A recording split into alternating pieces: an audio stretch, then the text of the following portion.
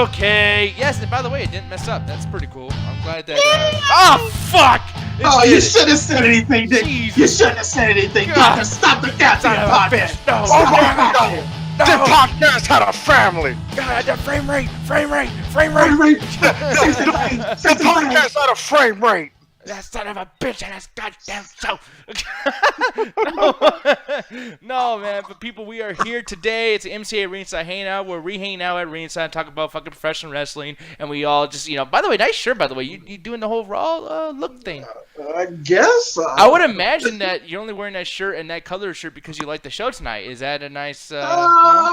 I only seen like a bit of it, but from what I did see, it was tolerable. Like, especially that main event. That main event was actually not too bad. And I'm actually curious what that means for the future of Raw, stuff like that, going into like, future storylines and stuff like that going forward.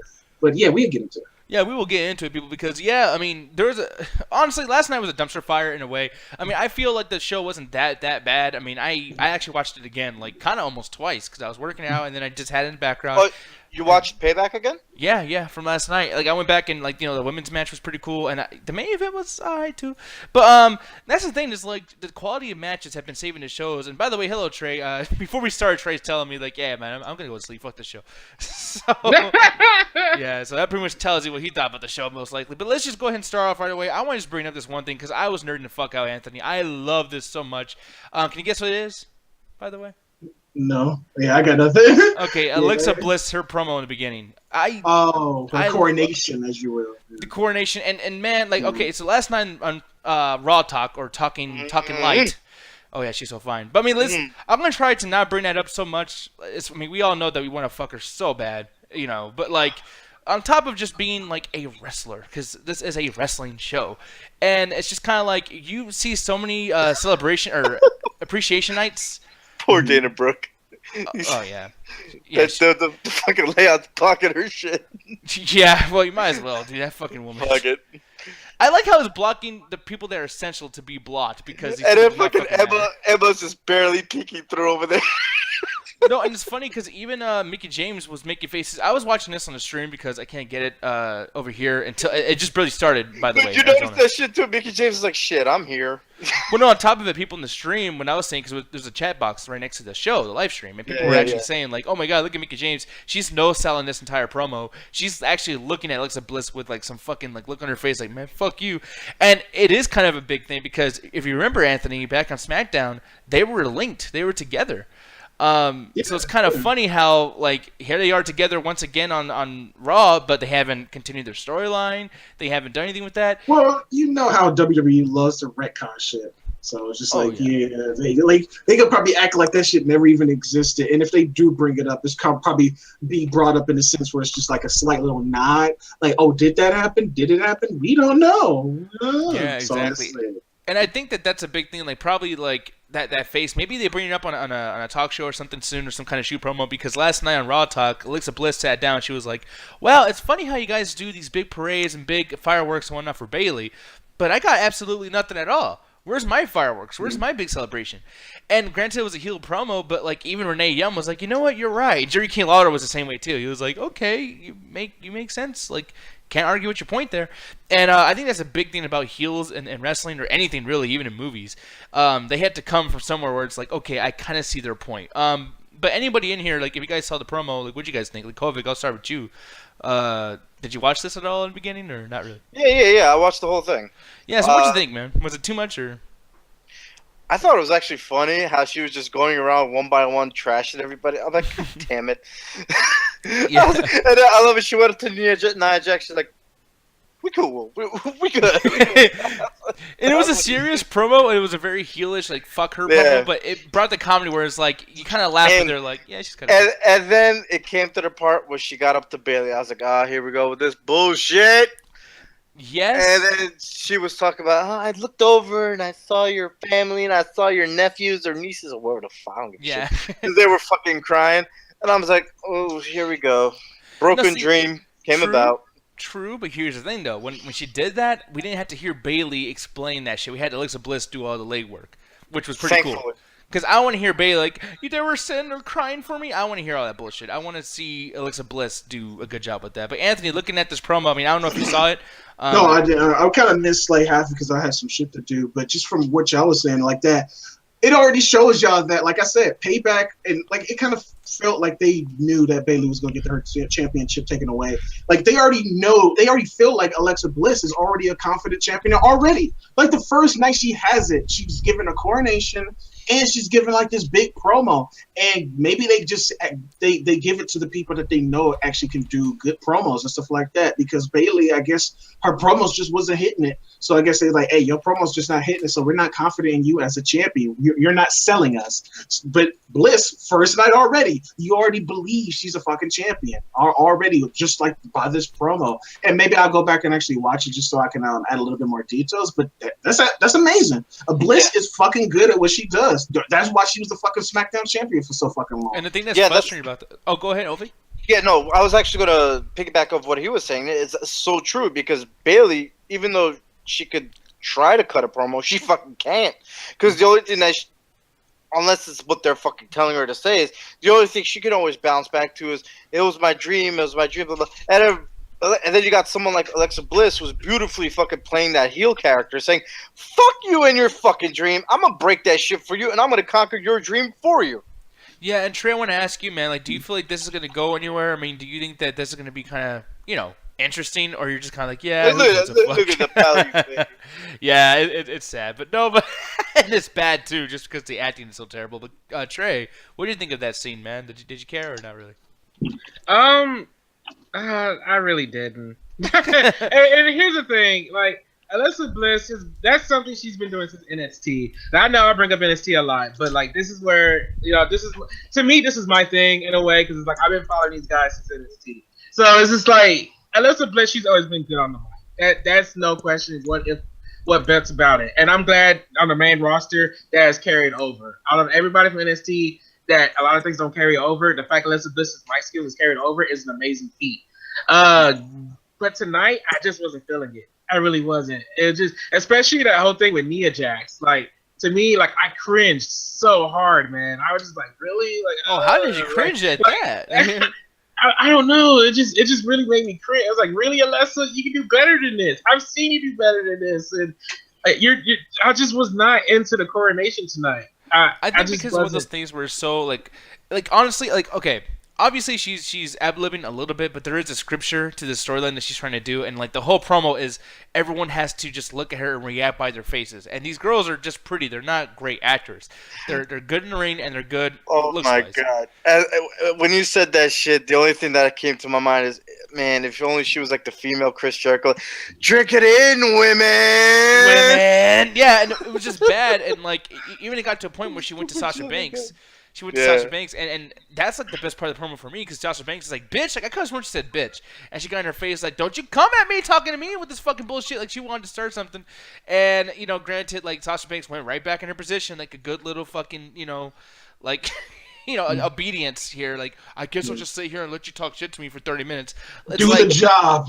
Yeah, do the job, and it's like that's what really makes it kind of frustrating. Like, I love seeing Bayley in the background. She looked like the fucking 5-year-old who didn't get her cookie or whatever. Oh, man, you're picking on her now, man. God damn. I did want to point something out, because I know we're joking and stuff like that, but I did want to point something out about this. Charlotte got the same thing when she won the Raw Women's title, and I'm noticing a difference here compared to like when Charlotte had her coronation and Alexa. Because it seemed like Alexa Bliss, from the audience, she's actually getting respect from the audience compared to when Charlotte had her coronation. So it just goes to show that I think the audience buy Alexa Bliss as a heel more than they do Charlotte. And the thing is, like, this is one of those situations where, granted it was like Groundhog Day, but at least it was something that's somewhat different, because we haven't seen Alexa Bliss have this moment on Raw yet. So it was kind of new. I mean, it's not just the colors of the ropes. It is a new thing. But then you get this situation where we're seeing Groundhog Day, and it's not new at all. We just saw the shit last night. Man, I fell asleep during this match. And it's worse because that fucking match is a singles match. We just had something better. We had 4 men in the ring last night. Same fucking match, same storyline, same, title contentionship or whatever. And yet here we are, the same old shit, and the crowd was so dead. The crowd was like, dude, we do not give a flippity flying fuck about this bullshit. Fuck. So me falling asleep was not a bad thing then. Oh no, and it was a great match. It was a great match, but it's like, who gives a fuck? Like they really do need to like I don't know, revamp and like repackage. Maybe like keep NZO doing like the thing that they're doing, NZO and Big Cash, but maybe they really need to repackage the club because they just seem so fucking generic. Like everything that Luke Gallows has done just seems kind of really generic to me. The only thing that had somewhat of a personality was when he was part of the whole Straight Edge Society, and then even then he had a little bit more personality when he was fucking fake Kane. Oh, yeah. so it's just like Luke Gallows is like a wrestler. He never really has personality. He's always that guy that's in the background. I remember it even on TNA, Aces and Eights. He was another guy. He was just another member. So I disagree. No, I'm gonna keep saying this till it happens. Go back to New Japan Pro Wrestling, damn it. He had character. Him and the Bullet Club, they ruled, man. Like AJ Styles, the club, the Elite. Like, I just want them to go back to New Japan Pro Wrestling. The main roster is doing horrible for them. Just by Anthony bring up those examples just proves my point even more because he's right. And in WWE, they do that to him so much. I'm just like, come on, man. You get treated way better in New Japan Pro Wrestling. But I gotta tell you though, even with this, like, I mean, granted, like, yeah, this is just a fucking still, just a picture. But even like, dude, that's how he's always sent to being like so non-important. He's in the background holding up the fucking logo, the thing up against the wall. It's like he's destined to be background guy. Like even you're saying New Japan Pro Wrestling, but look at him. He's fucking not even. But you're going off of still. You didn't watch him when he was actually doing stuff in New Japan Pro Wrestling. AJ Styles and them, they ruled that division, man. They ran through that division. It was so amazing. Well, true, but so did NWO. Even before AJ Styles, Finn Balor and them, like they just ran through, and he had character. He just wasn't a background character. Like, no, and you're absolutely right, but here's the thing, though. Like, same with NWO and D-Generation X, but no one talks about, man, X-Pac was the fucking greatest, man. You should have seen him back in the Attitude Era. They don't go to NWO and say, man, Virgil, when he was in part of NWO, he was great. Like, no, like, even though the Bullet Club is fucking amazing and it did a great job in New Japan Pro Wrestling, it doesn't necessarily mean that Luke Gallows was an important factor in that. He's just a big fucking bald-headed guy. There's tons of big bald-headed fucking dudes in wrestling. You can find those, you know... I mean, Jesus, you can just bump into one on the fucking street. Like, Apollo Crews. I only disagree with that because I was watching it then. Like, I was living those moments, watching him do this stuff. That's why I'm just like, man, if they just go back to New Japan Pro Wrestling, like, things would be so much better for them. Because on WWE, it's not happening. Okay, Trey, real quick, just to give a little context of it. What did Anderson and Gallows, whoever, what did they do in New Japan Pro Wrestling that is different now? Just for people who have no idea. Okay, Luke Gallows and Carl Anderson in New Japan Pro Wrestling, like I said, they were just running through the tag team division. Like, and I don't mean just them winning all the time. Like, storyline wise, they were just like damn it, I'm trying to form the words in my head. I'm sorry, but no, it's all good. No, if I was trying to defend these motherfuckers too, I'd be confused. But go ahead. I mean, they just had really great matches. Like, they were able to perform the way that they were able to do things, and in New Japan Pro Wrestling, they're not being able to do here on WWE. They're not putting on great matches. They're not being able to do what they're supposed to do, which is to dominate, and they're not getting that chance here. Now, let me ask you something. Do you think maybe it's because of the specific type of tag teams there are here in the WWE? Like, for example, Enzo and Cass. Or if you would actually put them up in a feud against the Hardys, do you think it would actually be a lot better for them? Or dance partners. Yeah, or if you would put them on SmackDown, you know? So do you think it is just because of the teams that they're being put up with, or is it just everything in general? Right now, I just feel like it's everything in general, man. Mm-hmm. Like, I just feel like WWE is just going to keep shafting them like this. Like, it's just very disappointing. Like, for instance, there's this tag team called Romanogi Vice that has Trent Beretta. He used to be a WWE star. I love Trent Beretta, yeah. Yeah, he got moved over, and I keep forgetting his tag team partner's name. But pretty much they have an Enzo and Cass type gimmick. But Enzo and Cass, compared to Romanogi Vice is amazing, and they had fantastic matches with them. Plenty of times for the IWGP Tag Team Championship. So it's just like you see that, but then you go here in WWE and you're not getting that from them. Right now, I feel like they're nerfing themselves, which is what I hate. And I would say, yeah, this is Raw. Of course they got to nerf themselves. But even on the pay-per-views, like, you're not seeing them being able to unleash how they normally unleash. And that's just very disappointing. For me, I think of it almost like a music thing. Because they're a band, right? Like, I mean, it's like, dude, like this group over here. In my opinion, I feel the same way even with like Team Extreme. Like the Hardy Boys or even NWO or anybody really. Like, you need the guy. Okay, actually, this is a perfect example. Jericho and Big Show. Do you guys remember when they were a tag team together? Jericho. Yeah, Jericho. Okay, Jericho. Yeah. Jericho had submission, the charisma, girls find him fucking attractive. He's fast. He does a lion salt. He does all the cool spots in the match. And then you got Big Show, the big badass motherfucker. The guy who gets a hot tag in. The guy who's gonna destroy everybody.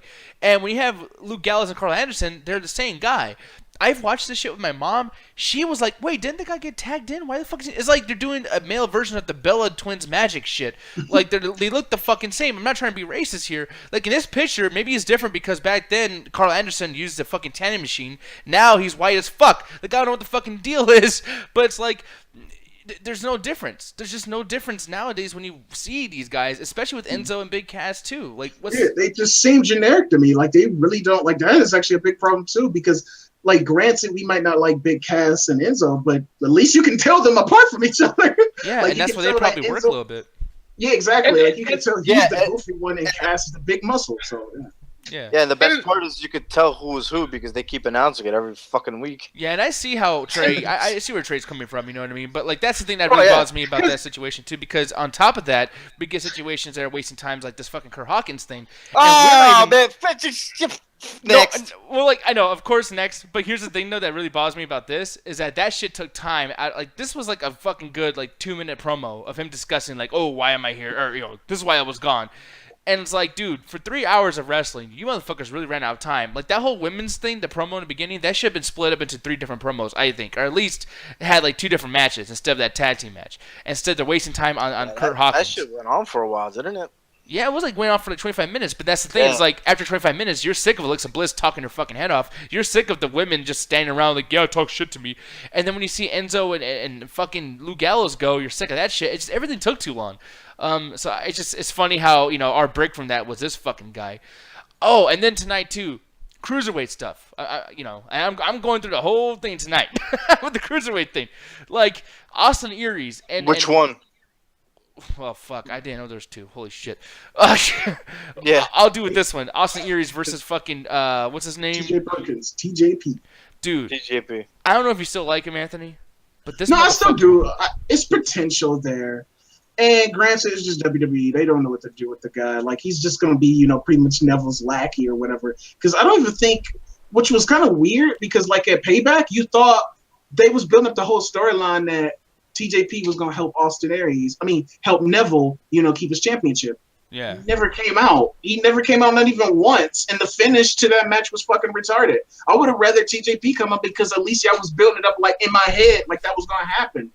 Yeah, didn't TJP go up to Neville in the back say, what the fuck happened, yo? What was with that shit last night? Yo, and that's the thing that sucks the most, too, about the situation is, like, for one, we've seen Austin Aries, and people were even talking in that chat box thing that I was watching on the live stream, they're saying, like, oh, Austin Aries is being wasted being on the Cruiserweight division. But it's like, man, I think they're purposely trying to waste him. Maybe he's going to go back to commentating or something because he's losing to TJ Perkins continuously. He's always looking worse than Neville. I think Neville beat him clean at WrestleMania, right? Didn't he beat him clean? Yeah. I believe so. Yeah, and Neville's an obvious fucking heel. Like, I'm glad they're pushing Neville so much, but the whole idea, if you're going to be a heel, great. You need to show, like, the face is kind of like he can beat you, too. I guess they just use Austin Aries until, like, everybody else comes back from injury, probably. Like Cedric. I can't remember his full name. But like Cedric Alexander. Yeah, Cedric Alexander, and probably, like, some other cast that's probably going to be in this Cruiserweight division. But, yeah, I think they're just using him just as, like, a placeholder until, like, other people come back in. Because they just keep using the same 4 people. They keep using TJP. They keep using Jack Gallagher, Neville, Austin Aries. You don't even see Rick Swann in that situation anymore. He's kind of like lower than that. Like, he's too busy with the fucking Alicia Fox and who gives a Fox? Who gives a Fox? in that whole fucking storyline. So you really don't even see him in the main picture no more. It's like, Rick Swan, what you doing? You was going for the belt, you just lost this shit, now you don't care anymore? Like, bitch, get back in the ring. And what they're doing with wrestling is like, okay, you gotta keep in mind, like, when you watch wrestling, you want to be sold so much. I want to be felt like, holy shit, like, Great Balls of Fire, granted it's a stupid name, but it's like, fire, great, like, big keywords. I big want some buzzwords. great balls on my fire. Yes, I want some great fire on my balls. Like, Yeah. something. Shit. But the thing is, like, it's big, extravagant. Wrestling is over the fucking top, right? So why the fuck that you have a big match? There's so many storylines in this six-man match, and even right now, Hope got to remind me that this even happened. And I remember it now. It was a great match. I actually did see this. I was just like, oh, that's cool. A bunch of fucking little dudes running around doing wrestling moves. Like, because that's what it is. Like, I'm sorry to be like Kevin Nash here, but yeah, a bunch of fucking midgets. Like, but the thing is, though, is this match was fucking fire, and they never advertised it. They never showed you, holy shit, yeah, we're going to have a great match tonight.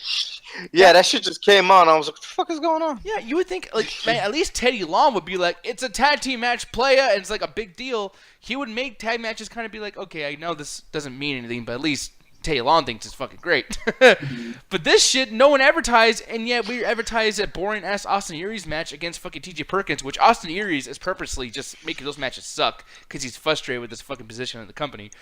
But yeah, like, Anthony, did you see any parts of this match at all? Or? No, I didn't see nothing. But like you showing the clips and stuff like that, I'm really happy to see Tony Nese in that match because I don't know what it is, but I've got like ever since that. I think it was a fatal 4-way match that they had on 2-5 Live like 2 weeks ago, was main event. Was it 2 weeks ago? Yeah, I think you know what I'm talking about. But yeah, it was just Tony Nese, like, and you know he was gonna get eliminated first, but that motherfucker was going, and I'm like, holy shit, fucking Tony Nese. And he wasn't even in the division for that long. Like, he just came out of nowhere and just kind of was just like there. It's just kind of like, you know, generic jobber. He's just like a placeholder pretty much for the match. But that motherfucker had more personality and stood out more than even Austin Aries in some parts, even more so than TJP. I was like, holy shit, fucking Tony Nese.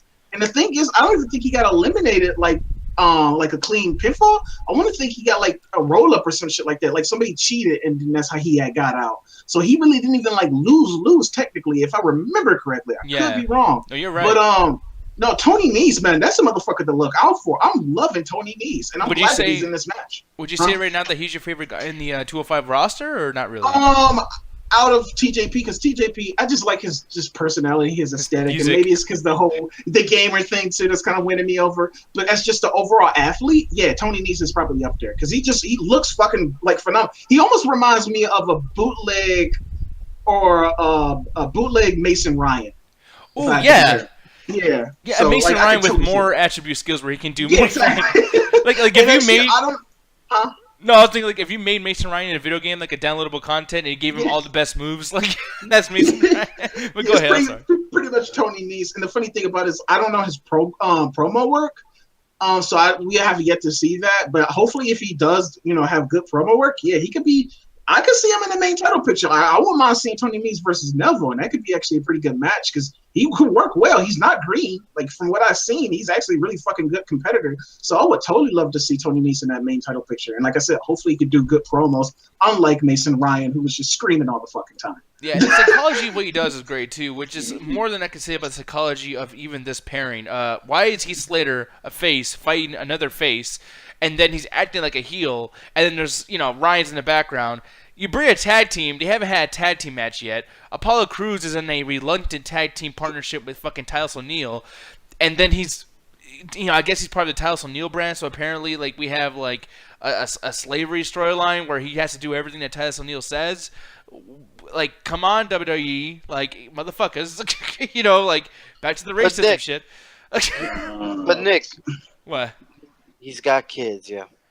Got kids. But fuck that. Titus O'Neil has fallen. Titus O'Neil has fallen so fucking far. And a guy that you actually Apollo, he has to work his way up, but just a little bit more because, like, we really think about it. Like, I wouldn't say he's fallen because he's really haven't got anywhere. So it's just like he's kind of been in this. I was just about to say that. It's like he's in the same position that he's always been in. But no, Titus O'Neil at least had like.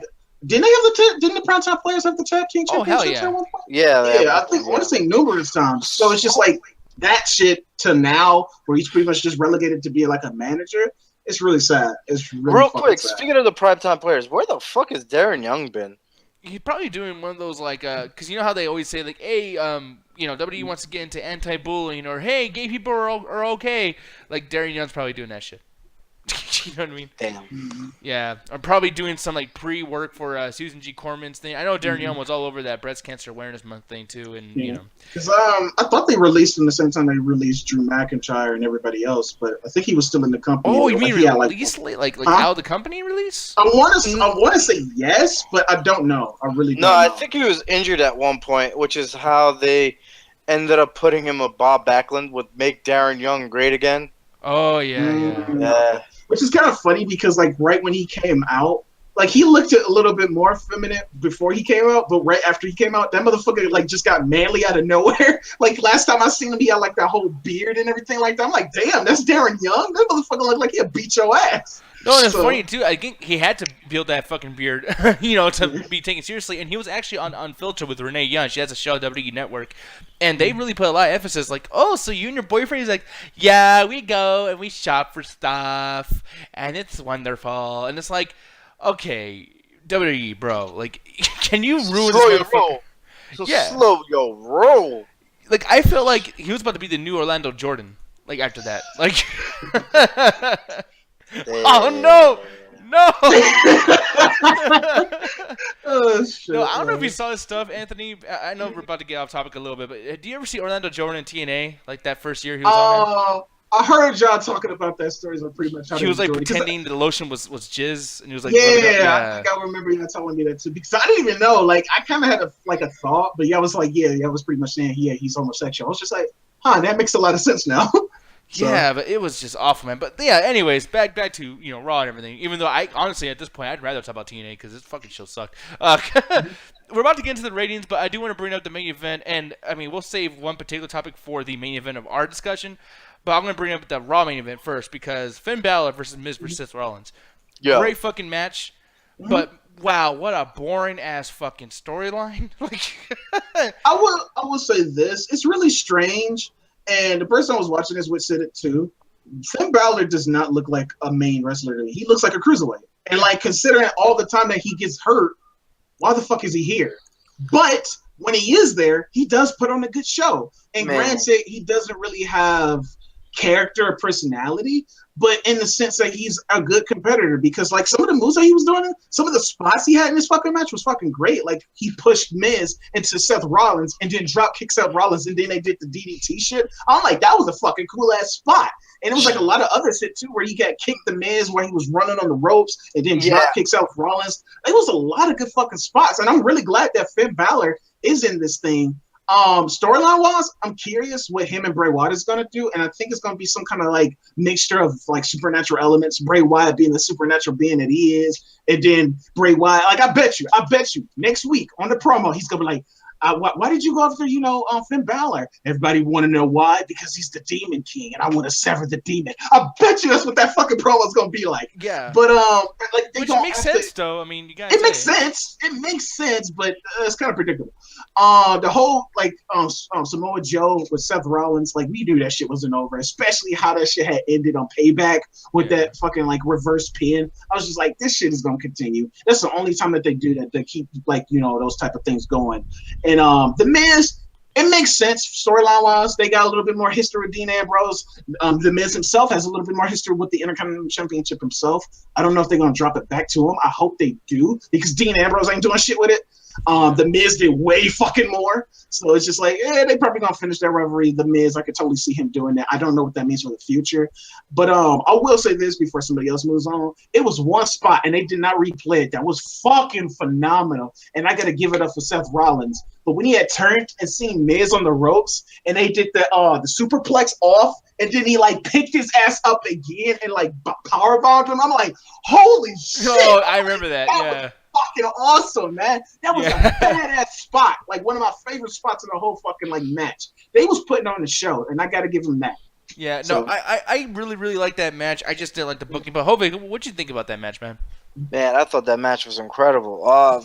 Fucking Finn Balor, like you guys were saying, like, yeah, you guys have your things with it, but I love Finn Balor, and that motherfucker is athletic as shit. God damn. Just like that one spot when he was running from on the fucking side of the ropes. He was going from one side and he ran over and kicked fucking Miz. Yo, he fucking kicked Miz in the face like Colonel Guile does a fucking Street Fighter. Bro, that shit, I was like, holy shit, he Colonel Guile his ass. No, you heard that shit pop. You heard it was like, bitch. Yeah. I was like, oh. Dude, that shit was so loud. I thought like the cameraman pulled his baby out and just went and just smacked his ass just to make it better. Like, I was like, what? The only thing that kick was missing was that fucking flame shit or whatever it is that happens with fucking Colonel God does that sonic kick, whatever the hell. But man, fucking Seth Rollins even brought his A game. Miz, doing his Miz fashion shit the first like few minutes of the match, hanging outside. Yeah. But then at one point, man, it's like I was like, who the fuck is gonna win this fucking match? Because it's like everybody keeps kicking out. I'm like, yo, the fucking emotion and this shit's fucking getting to me right now, man. But here's the thing, though. During this match, because you're saying like, oh, who the fuck's gonna win this match? Are we forgetting that there's like Brock Lesnar as a champion right now? Like, because like that's the weirdest thing. Is like, honestly, this match was so fucking good, and Hovig's excitement, like Hovig is so excited, it's making me more excited. I'm like, wait, this is not even for the world title. Yeah, exactly. Like I thought about that too. I was just like, wait a minute, this is not even for the fucking world title. This is here's the thing. Middle. Yeah, and Anthony, you just said that Dean Ambrose doesn't do shit with the Intercontinental title, right? He just fucking did that. He's like, who's going to fight me? Y'all going to do it? All right, cool. Bring it on. I'm like, shit. And then at the same time, I'm like saying, I already knew the Miz was going to fucking win because the whole thing with Samoa Joe and Seth Rollins, I was like, oh, okay, I can see that coming. But I did not see the fucking Bray and fucking Finn Balor shit coming. Okay, and Anthony has been bringing up how much, like, I don't know what made you like Michael Cole all of a sudden, but tonight, I get your point. Michael Cole sold the fuck out of that Bray Wyatt entrance. Because he was like, what's going on? Why the fuck is he here? Where is he? Like, Michael Cole is slowly turning into JR. Like, next week, you're going to come back, you're going to see that motherfucker with barbecue sauce and a cowboy hat. Dude, I came up to Michael Cole calls one of the divas a bitch. Like, that fucking bitch! Another fucking thing, bro. Yo, Corey Graves was on his fucking A game with commentating today. Oh, man. Man, I was laughing so hard at half the shit he was saying. I'm like, God damn, Corey. Okay, dude, why can't they do this? Just don't have that third guy. David Otunga, I am so dreading when he comes back. But honestly, Booker T, dude, every time he's like, dude, even this match, like, there's some good times they're doing some great stuff. Shit. Oh, can't believe this. Oh, when back in my day when I was a wrestler, I used to slam people. Michael Cole literally had to pass this shit to him like if we was fucking doing a segue on the MCA. He was just like, what you think about this, Booker T? Man, Bray Wyatt trying to make a statement. Did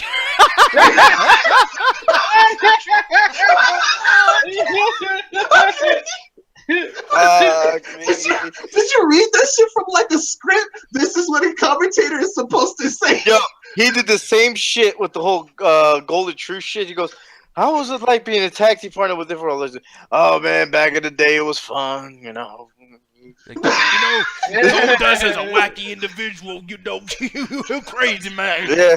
Don't get me wrong, I love Booker T. And one of my favorite gimmicks in all of wrestling was King Booker. But motherfucker, Booker! King, man, this shit is bad. It's so bad. Get him off. I really want Michael Cole and Corey Graves, man. God damn, Corey Graves is fucking gold. No, he's killing it. Corey Graves is fucking killing it. He's like, and I love it that he's the fucking heel too. I'm like, God damn it, because he just talks so much shit, and it's always at the perfect time. Like I was getting food, and he just said something. God damn it, fucking Corey. No, man, I love it. I feel like he's gonna say some shit that's gonna get him in trouble one day, but I just fuck it. Yeah, no, I loved it, man. It made the match better, in my opinion, with them two, except for Booker T's shit. Because, like, right when they were going back and forth, Booker T, all right. Man, y'all, this match, it's a match. Like, it's like, what? Like, God damn. It's crazy. But, I mean, I don't know, man. I love the ending. Trey, I want to ask you, man, what do you think of the whole... Like, by the way, it was overbooked as fuck. That's one thing we forgot to mention here. Like, it was a typical wrestling match where it's like, and here's the other guy. Oh, and here comes the other guy. And here comes the... Yeah, it was like, here comes a new challenger. Like, somebody was playing like a fucking game and somebody else pressed start. Yeah, that was a Royal Rumble match. But Trey, like, what'd you think of the overbookedness of the show? Like, did you like that part of it, or? No, not really. Yeah, I just wasn't into this Raw like everybody, I guess. I just was just not in. Especially like the main event match was good. I'm not saying that it wasn't good. I just wasn't really. I didn't enjoy the finish. I really didn't. I was just like, okay, it's just a typical Raw finish. I just no. Yeah. No, you're right. It was typical Rob. It was different, especially because I didn't see Finn Balor being involved in this because he was just on the fucking pre-show yesterday in such a non-segment. Like, it was just like, yeah, we got 20 minutes to spare. Kathy Kelly is busy getting her makeup ready. Hey, why don't you two motherfuckers go to the ring and just talk? It was like one of those things. So I was like surprised that Finn Balor was like even involved in the match, especially with Bray Wyatt even starting to feud with him. I don't know how they're going to do that. Finn Balor is terrible on the mic. Bray Wyatt never wants to show up to the fucking show, so who knows what's going to happen. But here's the thing, though. Before we get into the ratings, one last thing. We could probably make this quick. Sheamus Cesaro, for me, that was the main event. That's like the best part of the whole show. I fucking love what they did last night, and what they did in the ring tonight. It was like it made sense, but nothing really, really changed because these characters are so bland. When they're faced, they're still kind of heel and vice versa. They're so neutral because no one gives a fuck. And then the Hardys came out, and I'm so curious. Hopefully, I'm going to come to you, dude. When Matt Hardy was like using big words like, yo, I can't remember what he said actually. I don't know. It was some big word. Tonight, was that like the officialization of, the final deletion and all that shit? Or no? Oh, well, no, that's been going on for a while. Every time that you would see Matt Hardy do like a backstage segment or even like a Raw talk or whatever the fuck, like he would be throwing out those big words like delightful, wonderful, or just some fucking dictionary fucking words. You know what I mean? Yeah. Because he's been trying to do that whole broken gimmick, and I think tonight kind of solidified it because at one point when he said, your absurdities are... I forgot what it was. He said absurdities. No, yeah, but tonight, like the final thing when they threw down the mic and they both did the delete salute, I was like, "Fuck, man, that's it." It's like it's really starting to become the whole broken game, the broken universe here. Okay, yeah. So with that said, are we gonna see? Because I don't know shit about what TNA was doing at the time. But it's like, is this like a huge stable? Like, I know Reby Sky is part of it too, but like, are we gonna see that and the Hurricane Shane Helms and fucking? I mean, there's like a lot of people involved in this shit. Like, are we gonna see those guys or no? No, probably not. Most likely not. Because the thing is, sorry. Yeah, so basically the whole thing is, and Trey, correct me if I'm wrong. It's basically Matt, Jeff, and the wife, and Senior Benjamin, which is Reby Sky's dad. Reby Sky's dad. That's practical, and then Vanguard won. You know. But what about Crazy Steve? Like, wasn't he involved in this too? No, Crazy Steve was part of DK, which was their rivals. So, and now that Crazy Steve has been apparently signed to WWE, they might incorporate him into what's going to go down. But at this point, don't know. Okay, because like that's the thing that's really crazy for me is like, no pun intended. No, but my thing is like getting more characters on Raw. I really, really want and that's the reason why I brought up the whole thing with Kurt Hawkins because I didn't want to bring this up without actually showing the visual reference. But Kurt Hawkins is not gonna be there for long, guys. Like I'm telling you, that motherfucker has to be leaving. And one thing that made me think about something is tonight. Dean Ambrose is going to be busy fighting The Miz, but during his promo, and it was one of the funniest moments tonight, Elias Sampson, the Drifter, was playing his guitar, and he walked by Dean Ambrose. And that scene, for some reason, to me, felt so important. Like, I feel like he's going to do something big by next week. And Sheamus and Cesaro, like, their promo was kind of heelish, maybe a little bit face, I don't know, can't really tell. But I can imagine Elias Sampson turning the Hardys heel by joining them and beating the fuck out of Sheamus and Cesaro. I think Elias Sampson, how weird he is being the Drifter, imagine if he turns the deletion shit into some serious fucking storyline and it becomes the biggest thing on Raw. Like, there's nothing else for Elias Sampson to do. I mean, the Drifter is a great character, dude. Huh. Nick, that sounds like such a good idea that WWE won't do it. So it's just like, yeah. Because like the Drifter thing, I wouldn't be surprised if they just did this shit. It's going to be like the Ellsworth thing again. Like, we thinking that they're going to do something really cool with it, but the fact that we thinking that, they're not. So it's just gonna be like this long joke. It's gonna be like Ellsworth, where that shit just goes on way too long. They're not gonna do anything with him. Like if they do something with him, and that idea does happen, kudos. But it won't. Because like, how do you feel? Like I'm gonna ask you, because you watch this with people and whatnot, and I was gonna ask you, like, well, how do you guys feel every time you like? I know like that person made fun of the Drifter in No, NXT, but like I feel you. No, like I thought that shit was cool. Like when you said like you said it the best, Nick. You said that reminds me of old school Steam, and I was like, yes, that's totally what that feels like to me. But like I said, it's such a good idea that I actually be surprised that WWE actually takes that and runs with it. Because I think they're just gonna use this as a joke. Like I said, this is Ellsworth back with SmackDown, where that was a good idea at first, or just a little joke, or with like the Spirit Squad thing. We always see WWE always go way too far with them, even if we see like just a little glimmer of hope. Like, oh shit, that's gonna be something cool. They didn't burn me too many fucking times since I came back. That they just gonna the Drifter's gonna be just more wasted potential. it just sucks because they're not gonna do it. Because for me, dude, like I'm so like just thirsty and hungry for something good for fucking wrestling, and it's like watching that Elias Sampson thing. It reminds me of like, okay, like we did that SmackDown Retro show, and Stone Cold's walking backstage. He's in his truck. Technically, nothing's happening on screen. Like we're just blowing smoke up Stone Cold's ass. But the fact that he's there and the rattlesnake is somewhere, someplace, like what the fuck is he doing? Or even like the NWO, they're just chilling backstage, tagging on the fucking production trucks. It's like somewhere, someplace, NWO is here. Like, But it's old school versus new school. And Nick, I want to put it in perspective for you. All of everything that's happening in WWE right now, the most thing that you're excited for is some guy walking backstage with a guitar. Fuck you. God damn it. Nick, welcome to the product. And with that said, dude, 3 out of 5. Fuck this show. Like, because there's so much potential. Don't that make you think like oh, y'all think I'm stupid? Yeah, like, and I feel stupid. I mean, I feel like I'm trying to like dive into something that's not fucking there. But it's like as a writer, it's like Jaws. It's like, okay, when you watch Jaws, the whole fucking movie, you don't see the chart to the end. Nothing really happens until like the last 10 minutes. It's fucking the damn near 2-hour movie. But that music, dun dun dun dun dun dun. Dun dun. Like even Jurassic Park, the first hour is like, "Daddy, I like dinosaurs." Ah! But when that T-Rex comes, like you hear that footstep, well, it's a goat.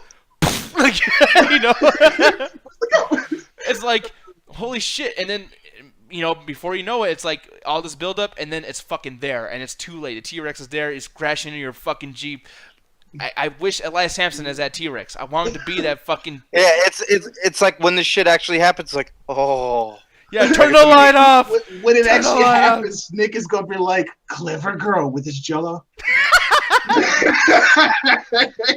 Hey, but you know what though, dude? Like we talking shit, but they just did this recently in Bray Wyatt. You said you loved Bray Wyatt as the cult leader thing, and they did that with the lights turned off and that fucking slow music, boom, boom, boom, boom, boom, and he's like walking. I don't know what Bray Wyatt's gonna do, but I know with Eric Rowan and Luke Harper next to him, holy shit, something about to go down. Like, when Bray Wyatt's on screen, holy shit, something's going to go down. Even tonight, Michael Cole flipping out. It was like, oh shit, Bray Wyatt's somewhere. He's lingering. And then he does what he does. And it's like fucking awesome. So, I don't know. I nerd out over stuff like that. I like these characters. But yeah, 3 out of 5 for me. There's nothing really left to say about the show. 3 out of 5. I'm going to go ahead and throw this at Trey Cooper, Pooper Scooper. Go ahead, son. Where do you get this rating? I don't even care about not being in the main event. That's how bad I just do not care about the show. It gets a 1. I was just whatever. I'm just so disappointed. Payback was so good, and just for us to just get this bullshit, it was just like I'll say the backstage segments, and I'll say some positive stuff. I did kind of enjoy the backstage segments a little bit, especially between Dean and Seth. Granted, it was a little cringy at best. I didn't really enjoy the coronation. Fuck that bullshit with what's his name? I almost said Baron Corbin, but it's Zack Ryder's old tag team, Kurt Hawkins. There you go. See, I'm even forgetting names. Man, Gallows and Anderson just go at New Japan. They're not doing well. T.J. Perkins, whatever. Fuck it. Okay, man, fuck you, dude. God damn, I'm gonna move to somebody else. And then one thing, yeah. And wait, Anthony, and then the other thing. No, let me ask you this, because I really want. I need the energy. Trey, I'm gonna ask you this. I know it's a bad show, but if there's one redeemable thing, I want to know how your brain works. What was like the most redeemable thing of the entire show? The most redeemable thing in the entire show? Yes. That ended. No, but I should have said that, but the last match of the night. The last match of the night was actually really good. I'll give it that. And another redeemable thing I'll say, if I really had to, because there was another thing I liked. God. Oh, the Cesaro, Sheamus, and the Hardy thing. Especially because, like, I don't know if they're just another smart crowd, but even when Sheamus was giving his promo, they were going delete chants, and Sheamus was like, "Yeah, pretty cute guys, haha," you know. But then Cesaro came in, and Cesaro's not really normally good on the mic, but I thought he was really good on the mic tonight. So yeah, there's just 1 out of 5. I was just more whatever. So Hovig, I'm gonna give this to you, son. I don't know if you hated it as much as Trey did, but what'd you think, man? My rating would actually be like about a 2. A 2? Okay. 2 out of 5. Basically, the main event to me saved the night. It was the best thing of tonight. It was actually kind of awkward to not see Roman Reigns and Braun Strowman today. Oh, I guess because of all the shit that happened last night. So I don't know when will be the next time we even see them. The women's stuff in the beginning, I enjoyed Alexa Bliss's thing. It did kind of go on a little too long, and then I think a tag match went on long for a while too. So it was like to me. The Enzo and who did he fight today? Gallows or no? He fought Anderson tonight, right? I can't tell because they're both so fucking bald and boring. I just can't tell you because I fell asleep during that fucking match because I'm like, I don't give a fuck. it was Luke Gallows. Was it Gallows? Okay, so I just fell asleep throughout that match because I've seen that shit so many I just saw that shit on the kickoff last night. You know what I mean? It was better because it was 4 guys fighting instead of 1 or instead of 2. Yeah. Yeah. And the cruiserweights, well, that happened tonight as they always fucking do. What else? Yeah, the whole Cesaro, Sheamus, the Hardy Boys thing. I actually really enjoyed that as well. I'm really hoping that they pull the fucking trigger on the whole broken gimmick soon because enough of the fucking teasing already. Y'all been here for about a month. All right, fuck that out. Just do what you got to do. You know what I mean? Yeah, like should get off the pot now. Yeah, exactly. Should or get off the pot now before it's too fucking late. But I don't even think it'll be too fucking late. But once they fucking bring the broken gimmick over, everybody's gonna fucking shit their pants. Yeah.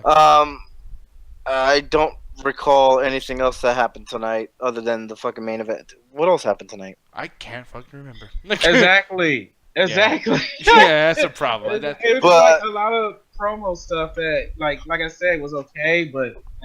I mean, it was a non-show. That's the thing that's really frustrating about it. It was a completely fucking non-show, and it sucks that that's the case. But it's just the way we gotta deal with it. You know, as far as Raw goes. But 2.5 out of 5 for you.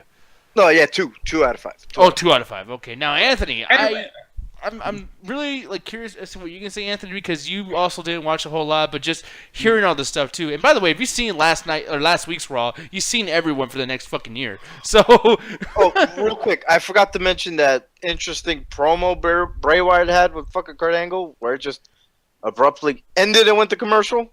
Ooh, that was awkward. That was very awkward. Fucking anticlimactic as hell. Yeah. So, and speaking of that too, Kurt Angle is bad.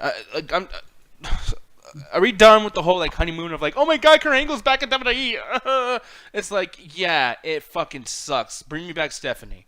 At least I wanted him to wrestle. Even like, okay, I guess you're right with that, true. But even so, it's like when you're you know what it is with Kurt is just that he was around during the Attitude Era. You know, he was brought up in that fucking time. Then he went to TNA, which was practically TV 14 era. So I think he's just trying so fucking hard to adapt to the whole PG shit, which is why it almost kind of seems a little cringy to me. Yeah. But he's trying, man. he's trying, but it's like I'd rather hate the person who's trying to be hated than hate someone who I personally kind of love. I love Kurt Angle, so it's like I love Kurt Angle. So seeing Stephanie is like you're supposed to hate her, so it's like fucking bitch. I hope someone beats her up, like yay. But fuck you, bitch. Can't wait to see you next week. Exactly, yeah. But Anthony, go ahead, man. Like from all this, what do you feel about the whole situation? I will say this, and this is kind of a side tangent, but still on point. It was kind of creepy that after the whole Bray Wyatt thing, the whole, Google images in Bray Wyatt's face. Then after the Raw ended, it was like a commercial for Grindhouse, like Blood Drive. What the fuck? You saw that shit too? I was like, did Bray Wyatt chase the channel? Yeah. What the fuck is happening? You're gonna watch what I want to watch. I was just like, what the fuck? What is happening? Grindhouse special. I was just like, whoever did that, I was like, bravo, I guess, because that was interesting. Yeah. But yeah, out of all the things, just from hearing y'all opinions and stuff like that, because I really didn't watch that much, but I did go back and watch a little bit of it and read a little bit of it. It just feels like an average Raw to me. That main event was great. Mostly, I want to say actually, one of the best main events that we had in actually a long time, because SmackDown is always known for putting on great main events. So it's like, yeah, the show was meh, but at least the main event was good. This one, it was just like, it's refreshing to see a good main event like this on Raw, even though if it was like fucking amazing, but it was still good.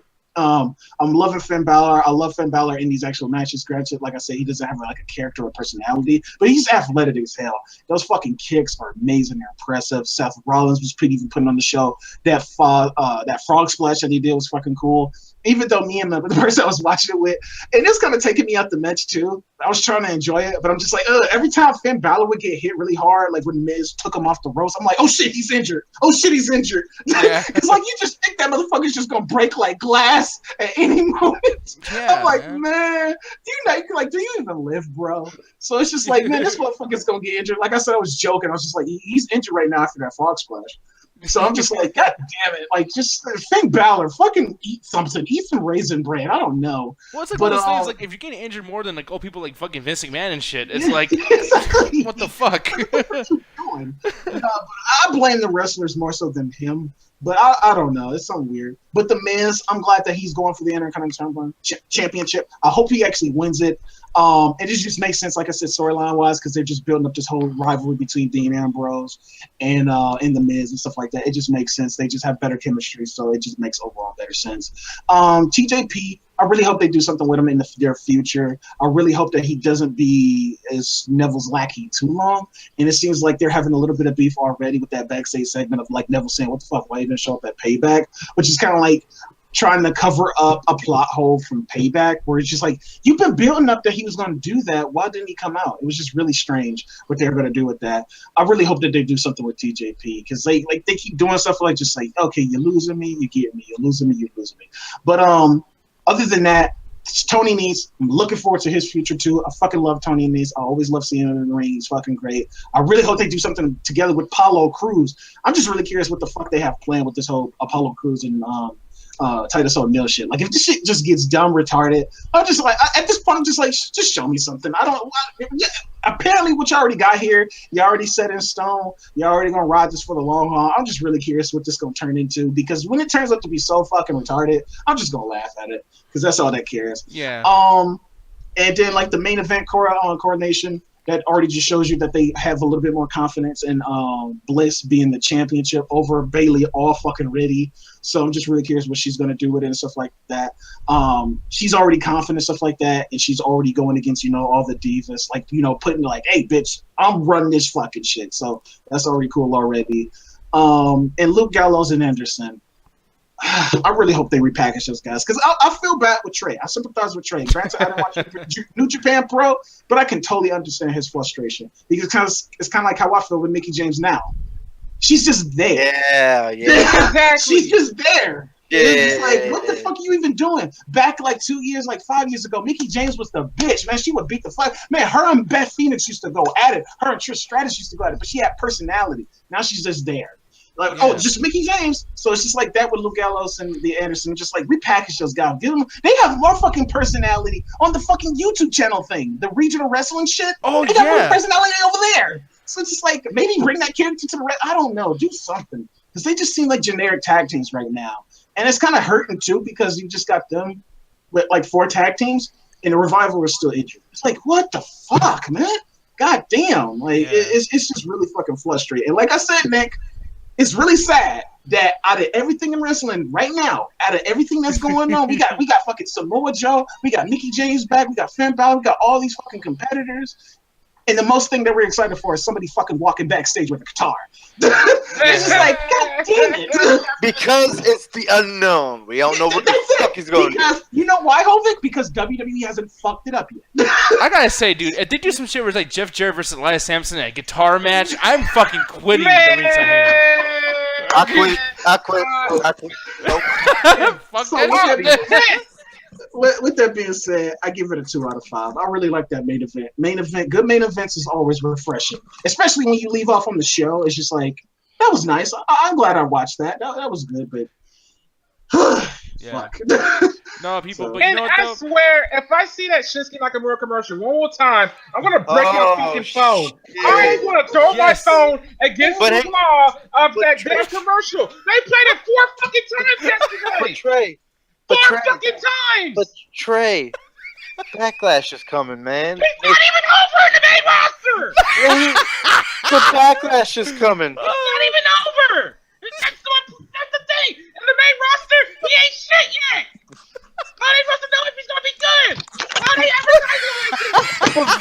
advertising? Vince wants you to know that Backlash is on its way. People, I'm sorry, we're not gonna do the Anime Night fucking thing. We're just ending off like this. I don't give a shit. Yo, to be honest, Anthony, you're doing like a retarded Carlton right now. It's all good, man. People, attack the chat, all that shit. Fuck WrestleMania. Whoa, he's getting close. Fuck Backlash. Hey, Backlash is coming. Y'all gonna watch? Fuck Backlash. Hey, Shinsuke's gonna be there. Fuck you too.